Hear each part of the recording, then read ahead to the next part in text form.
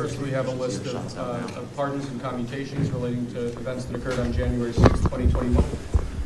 Okay, and how many people is this? I think this order will apply to approximately 1,500 people, sir. So this is January 6th, and these are the hostages? Approximately 1,500 for a pardon? Yes. Full pardon? Full pardon or commutation? Full pardon. We have about 6 commutations in there where we're doing further research. Okay. So this is a big one. Anything you want to explain about this? We hope they get them. We hope they come out tonight, frankly. We're expecting it. And before we see some of the media's horrendous reaction to these J6 pardons, but what about the J6ers that were directly affected by not only these criminal cases and the stress and burden of that financially and mentally, but now these pardons that they have, especially those who had prison time?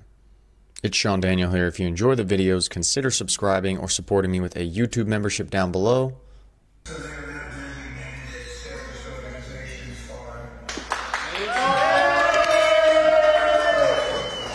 Free at last. I feel justice was prevailed today. And like I kept saying from the very beginning, it was a two-tier justice system on the Biden administration. He pardoned his own son. I just walked in the Capitol to peacefully protest. I'm not charged with violence. I didn't hurt anybody. I didn't destroy property. So therefore, yes, it's very accurate what he just did today as far as giving us that full pardon. So I agree with it 100%, obviously, and happy about this and ready to get on with my life.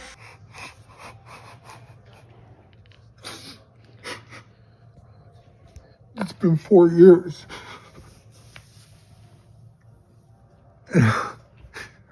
4 years of fighting, 4 years of struggling, and I'm finally free.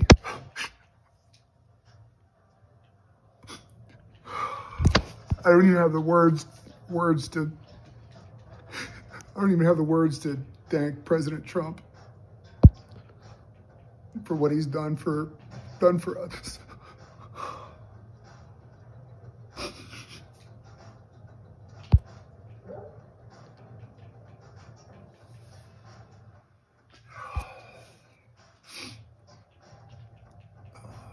Thank you, everybody, for your support.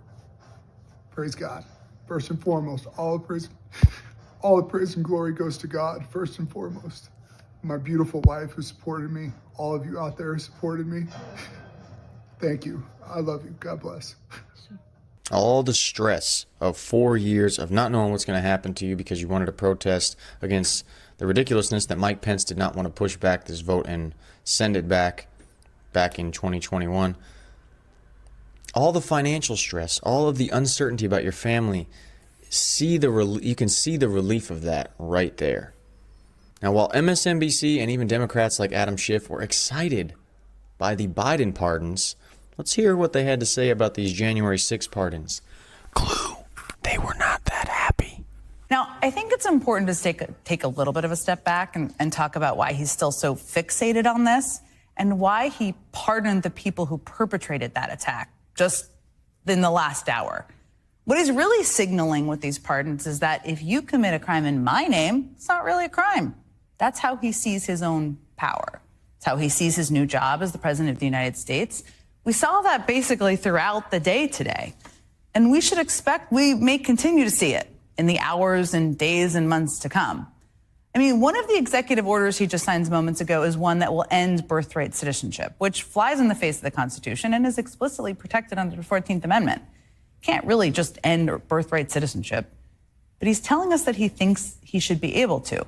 He told us what he thinks of his power in that speech. Definitely, God sent him here, saved him, apparently.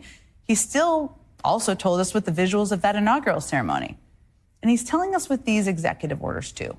He's telling the country that crimes committed on his behalf are not really crimes, that he knows better than the Constitution. But it's crucial to remember that just because he thinks that doesn't make it true. And the great tension moving forward for this country from this day one that we're still in through the next 4 years is going to be between how he sees power and what he can actually do. And it's incumbent upon all of us to talk about that. Joining me now is Democratic Senator Adam Schiff of California. He received a preemptive pardon from President Biden today. He also attended tonight's today's inauguration.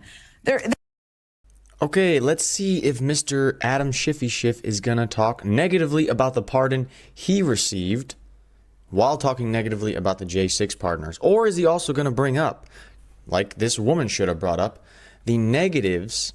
Because if we're going to prosecute the J6ers for doing something, why didn't we prosecute all of the FBI undercover agents that helped initiate and work with that J6 attack?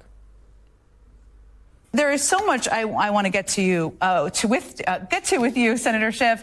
I just have to start. I mean, in the last hour, Donald Trump was in the Oval Office, which I see as a choice, and just pardoned 1,500 people convicted for the attack on our Capitol. You did so much important work on the January 6th committee. You have never held back in talking about the impact of this on our country. What is going through your head right now? It's obscene. It's a grotesque display of his new power as president to pardon these 1,500 or 1,600 people, which I have to imagine includes people that committed violent assaults on law enforcement.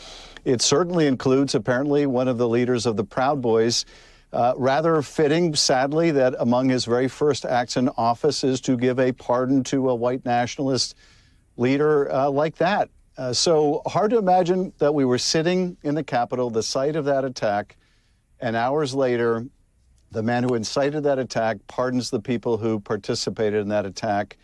It really is a terrible way to begin, but not a surprising way to begin the new administration. Did he mention anything about his own pardon? Did he mention anything about Joe Biden pardoning all of his families? No. This is one of the reasons that we do not like Adam Schiff is he is slick, man. For how much of a smug, not great guy he seems like, he is slick. The boring thing about it is that we know exactly what this leads to.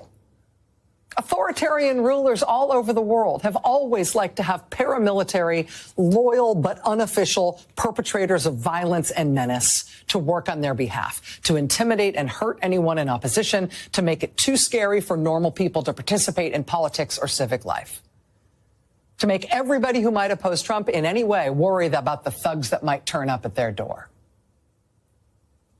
Trump pardoning and releasing from prison the January 6 defendants, including the paramilitaries, means he is effectively immunizing his followers from committing violence in his name. He's making clear, you know, if you support me, the law doesn't apply to you. Not incidentally, the people he's pardoning and their families will feel like they owe Trump everything, and that they therefore should and now can do absolutely anything for him. In authoritarian Hungary, Viktor Orban's government pardoned a far-right agitator who had set fire to the homes of Orban's political rivals.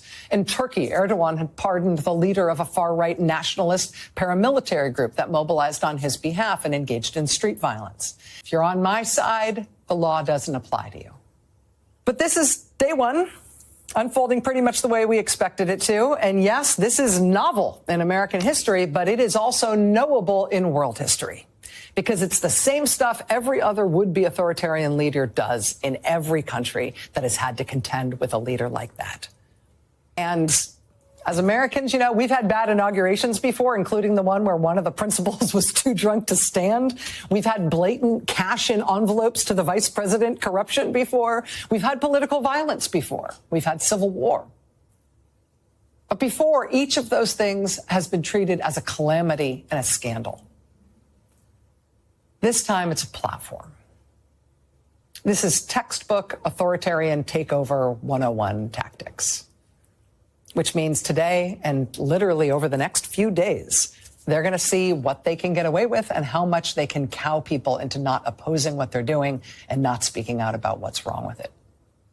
Instead of breaking down all of the illogic with what she said, I want you guys to pay attention to what she is saying, because the tone of her message, the details of her message are probably going to be reiterated by so many other media as we continually see these coordinated messaging attacks and really brainwashing attacks that the media throws out all at once against Trump and against conservatives that take a stand.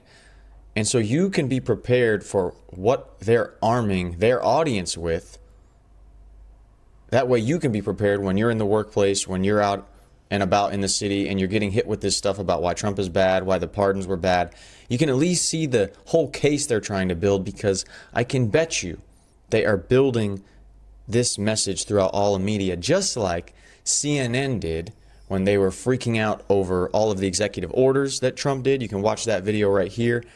Stay informed. Be prepared for this coordinated messaging to happen. It's Sean Daniel here. If you enjoyed the video, consider subscribing, and I will see you in the next one.